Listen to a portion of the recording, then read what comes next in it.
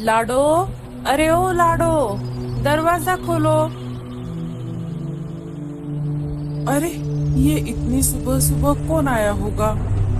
कौन है? अरे मैं हूँ, रानो, दरवाजा खोलो।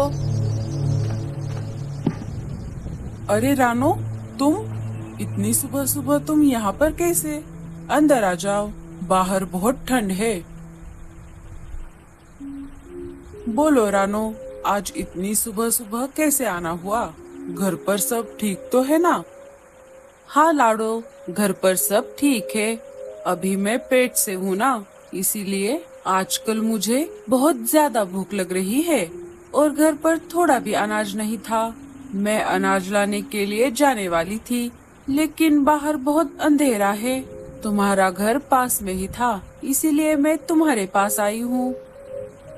क्या तुम मुझे थोड़ा अनाज दे सकती हो? हाँ हाँ, क्यों नहीं। रुको, मैं अभी लाती हूँ। ये लो, तुम्हें जितना खाना है उतना खाओ, खाना है उतना खाओ। रानो को बहुत भूख लगी थी। वो अनाज पर टूट पड़ती है। थोड़ी ही देर में वो सारा अनाज खा लेती है। क्या मुझे और थोड़ा अनाज मिल सकता है? हाँ हाँ, क्यों नहीं। ये लो।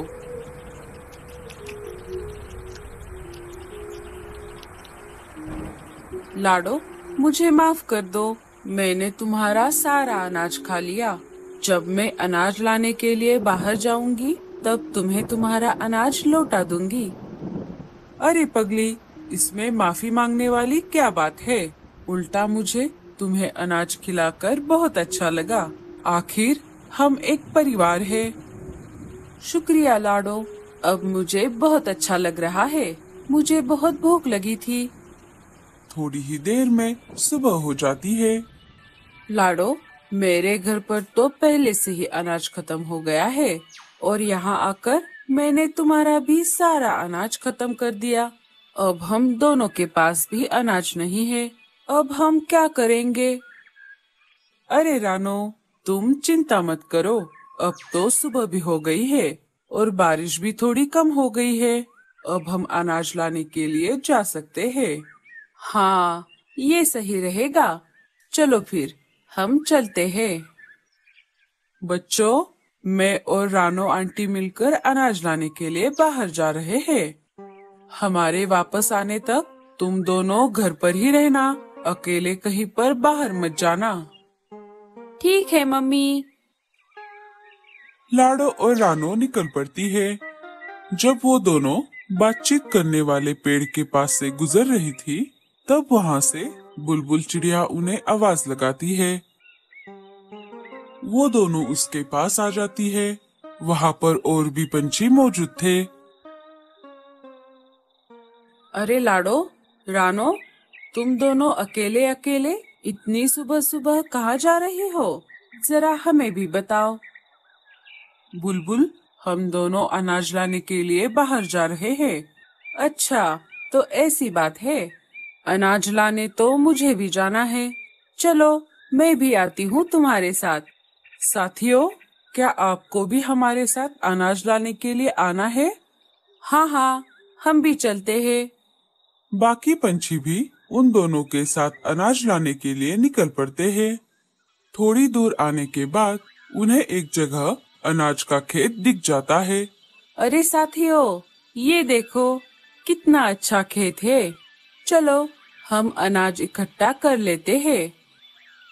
साथियों, हम अभी यहाँ पर भरपेट अनाज खा लेते हैं और बाद में ढेर सारा अनाज हमारे साथ घर लेकर जाएंगे। सारे लाड़ों की बात से सहमत हो गए। सबने भरपेट अनाज खा लिया और बहुत सारा अनाज अपने साथ ले लिया, सिवाय गोरी और कालू को छोड़कर। अरे गोरी, क्या हमें भी घर के लिए अनाज नहीं लेना? हमें अभी इस अनाज की कोई जरूरत नहीं है, क्योंकि घर पर बहुत सारा अनाज पड़ा हुआ है। अरे गोरी भाभी, आपके घर पर अनाज पड़ा हुआ है, ये तो बहुत अच्छी बात है। लेकिन अभी हम इस खेत में हैं, तो आपको यहाँ से भी बहुत सारा अनाज अपने घर लेकर जाना चाहिए। क्या पता अगली बार जब हम वापस यहाँ आए और इस खेत का मालिक पहले से ही सारी फसल काट के ले जाए, तो आप क्या करोगी? हाँ हाँ गौरी, टूनी बिल्कुल सही कह रही है। तुम यहाँ से भी ढेर सारा अनाज अपने साथ में ले लो।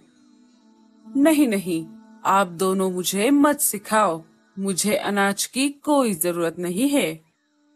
अरे अरे, अब बस भी करो, बहुत हो गया। चलो हम सब चलते हैं। सारे वापस अपने जंगल की तरफ निकल पड़े। कुछ दिन बीत जाते हैं। पंछियों ने जो अनाज घर लाया था वो अब खत्म हो रहा था।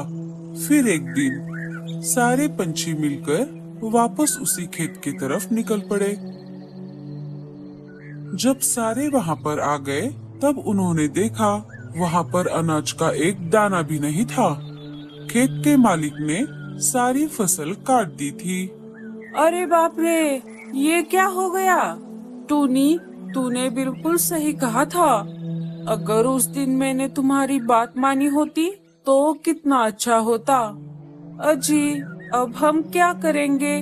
घर पर तो थोड़ा भी अनाज नहीं है। गौरी भाभी, आप चिंता मत करो, हम सब आपको हमारे घर का थोड़ा थोड़ा अनाज दे देंगे। नहीं नहीं, मैं मेरा अनाज किसी को नहीं दूंगी। हाँ हाँ, मैं भी नहीं।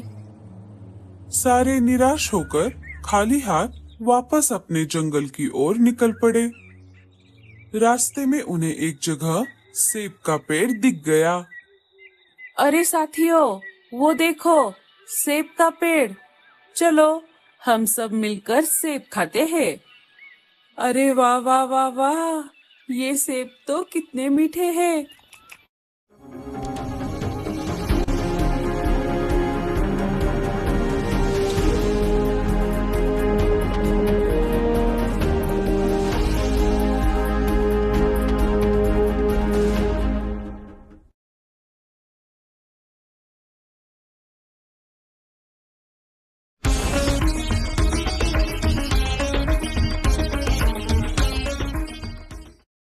है। सबने पेट भर के सेब खा लिए। चलो, अनाज नहीं तो नहीं, हम इस पेड़ के सेब हमारे साथ लेकर चलते हैं। सबने फुर्ती दिखाकर पके हुए लाल लाल सेब तोड़ लिए, लेकिन कालू और गोरी को एक भी पका हुआ सेब नहीं मिला। कालू ने उस पेड़ का एक कच्चा सेब तोड़ लिया।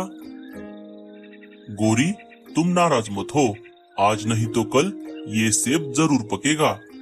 सारे वहाँ से निकल पड़ते हैं। लाडो और रानो ने कालू और गोरी को अपने साथ लाया हुआ थोड़ा थोड़ा अनाज और एक एक पका हुआ सेब दे दिया। रात हो जाती है, सारे पंछी सो जाते हैं। सुबह हो जाती है। सुबह होते ही आसमान में घने काले बादल छा जाते हैं और देखते ही देखते मूसलाधार बारिश शुरू हो जाती है। अरे बाप रे, बारिश तो बहुत तेज है। आज मैं अनाज लाने के लिए बाहर नहीं जा पाऊंगी।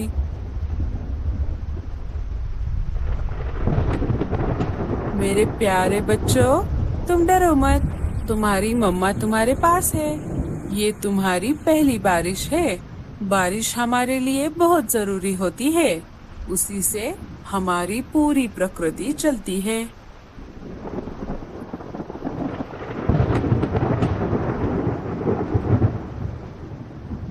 अजी, मुझे बहुत भूख लगी है। आप बाहर जाकर मेरे लिए कुछ लेकर आओ। अरे गोरी, अभी अभी तो तुमने ढेर सारा अनाज और वो पके हुए सेब खाए थे और फिर भी तुम्हें भूख लगी है। बाहर बहुत तेज बारिश हो रही है। अगर तुम्हें इतनी ही भूख लगी है तो तुम ये कच्चा सेब खा लो। छी छी छी, मुझे नहीं खाना वो कच्चा सेब। उससे अच्छा मैं भूखे रह जाऊं। बारिश अपने जोरों पर थी। देखते ही देखते जंगल में पानी भरने लगा। अरे बाप रे, ये बारिश तो रुकने का नाम ही नहीं ले रही। थोड़ी ही देर में जंगल में बाढ़ आ गई। पंछी एक एक करके अपने घोंसले से बाहर आने लगे। सारे बारिश के रुकने का इंतजार कर रहे थे। देखते ही देखते दोपहर से शाम हो गई। अजी, अब मुझसे भूख बर्दाश्त नहीं हो रही। मुझे अभी के अभी कुछ खाने को चाहिए। मुझे ये पहले से ही पता था, इसीलिए मैं ये कच्चा सेब मेरे साथ लेकर आया था। अभी के लिए तुम इसे खा लो। गोरी मजबूर थी। उसने जैसे ही सेब को अपनी चोंच मारी, उसने अपना मुंह टेढ़ा कर लिया। अरे छी छी छी छी छी, ये सेब कितना कड़वा है। ऐसा बोलते हुए गोरी ने वो सेब बाढ़ के पानी में फेंक दिया। जैसे ही उसने वो सेब पानी में फेंका, वैसे ही उस सेब से धुआं निकलने लगा और देखते ही देखते वो छोटा सा सेब एक बड़े से सेब के घर में बदल गया और पानी के ऊपर तैरने लगा। उस घर में ढेर सारा अनाज भी था। अरे साथियों, ये देखो, सेब का घर। घर इतना बड़ा था कि सारे पंछी एक एक करके उस घर में आ गए। अरे वाह, ये घर तो कितना बड़ा है। जब तक बारिश चलती रही, सारे उस घर में रुक गए। एक दो दिन लगातार तेज बारिश चलती रही। जब बारिश रुक गई, तब बाढ़ का पानी धीरे धीरे कम हो गया। जब सेब का घर जमीन पर आ गया, तब गोरी ने सारे पंछियों से कहा, चलो चलो, अब सब मेरे घर से बाहर निकलो। ये घर सिर्फ मेरा और कालू जी का है। जैसे ही सारे बाहर आ गए, सेब का घर गायब हो गया। अजी, हमारा सेब का घर कहाँ गायब हो गया? सारे जोर जोर से हंसने लगे।